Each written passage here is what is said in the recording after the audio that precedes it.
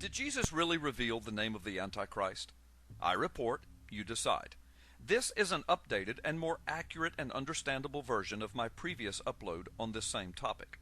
In Luke chapter 10 verse 18, we read these words of Jesus. And he said unto them, I beheld Satan as lightning fall from heaven.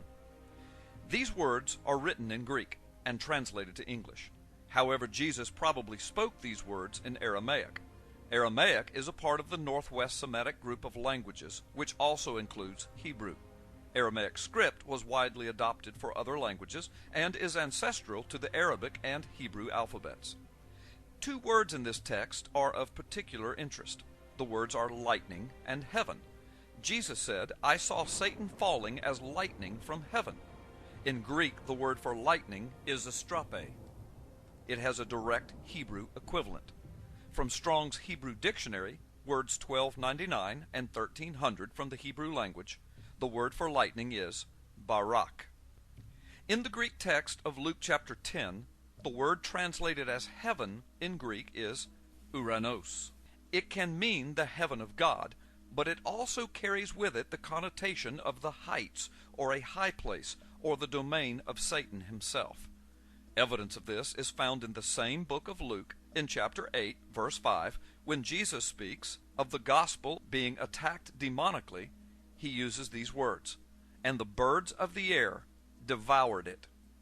Here, the most accepted context by biblical scholars is that the birds are the demonic realm, and the air is the realm of Satan, from on high, or the heights.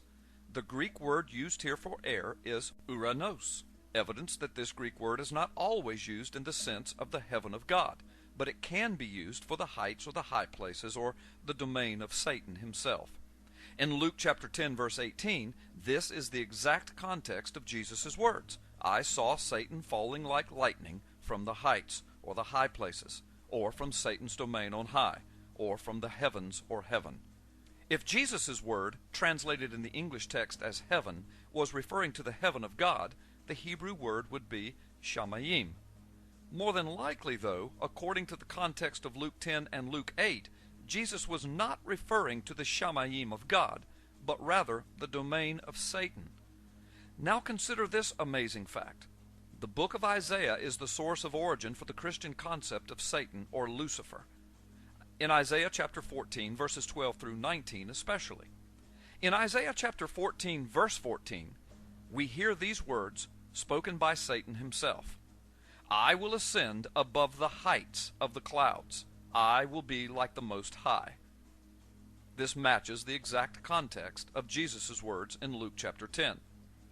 In the verses of Isaiah that refer directly to Lucifer, several times it is mentioned that Satan has fallen from the heights or from the heavens. The Hebrew word used in this text for the heights from which Satan fell is Hebrew word number 1116 in the Strong's Hebrew Dictionary, and it is pronounced Bama. Bama is most commonly used to refer to a high sacred place, as well as to the heights of the heavens or clouds. So in Jesus' prophecy of Luke chapter 10 verse 18, if spoken by a Jewish rabbi in Hebrew, influenced by the poetry of Isaiah, he would use, in one form or another, depending upon the exact wording and context, the words that come from the root forms of these two Hebrew words, barak and bama, to describe Satan falling like lightning from on high. Hebrew for lightning is barak, and Hebrew for the heights or the high places is bama. This fact is indisputable. So is Jesus actually giving us a clue as to who the future Antichrist might be?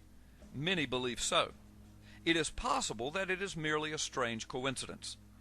Yet it cannot be denied.